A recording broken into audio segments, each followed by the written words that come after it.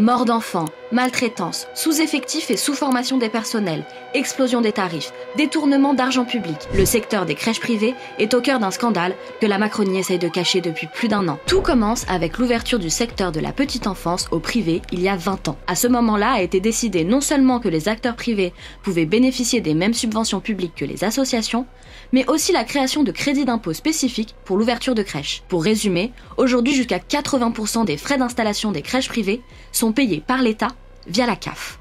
Le secteur des crèches privées lucratives s'est ainsi à la fois hyper développé avec 80% des ouvertures ces 10 dernières années et s'est financiarisé et concentré entre 4 grands groupes qui gèrent les 3/4 des berceaux pour un marché total d'1,5 milliard d'euros. Tous ces grands groupes sont liés directement ou indirectement à des fonds d'investissement qui exigent un haut niveau de rentabilité, ce qui va mettre sous pression financière les crèches qui sont poussées à faire des coupes budgétaires dans la masse salariale, à faire des économies sur l'alimentation ou encore sur les produits d'hygiène. Et ce sont les professionnels et les enfants qui en paient le prix. On peut notamment relever l'empoisonnement d'un bébé de 11 mois au desktop dans la crèche Dans ton rêve de People & Baby à Lyon en juin 2022. Depuis que ce scandale a éclaté, notamment suite à un rapport de l'IGAS en 2023 et grâce aux travaux de Bérengère Lepetit et Elsa Marnette, la Macronie a tout tenté pour étouffer l'affaire. Tout d'abord, les députés macronistes ont magouillé à l'Assemblée nationale pour bloquer la commission d'enquête qu'avait fait voter la France Insoumise. Pire encore, l'ancienne ministre en charge de la famille Aurore Berger et Elsa Hervy, porte-parole du puissant lobby des crèches privées,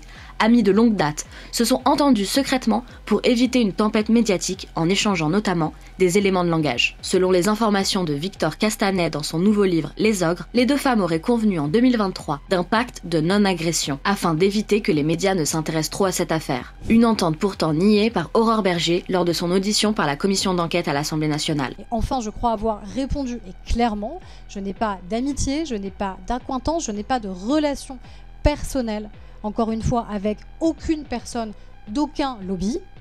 Aucune personne d'aucun lobby. Donc je ne peux pas être plus clair que ce que j'ai déjà dit sous serment. Donc je le répète sous serment. Je n'ai pas de lien personnel, intime ou amical avec Madame Elsa Hervy. La France Insoumise a demandé à engager une procédure pour parjure contre l'ancienne ministre. Mais la présidente de l'Assemblée nationale a refusé sans aucun motif. Une décision inadmissible, révélatrice du sentiment d'impunité de la Macronie.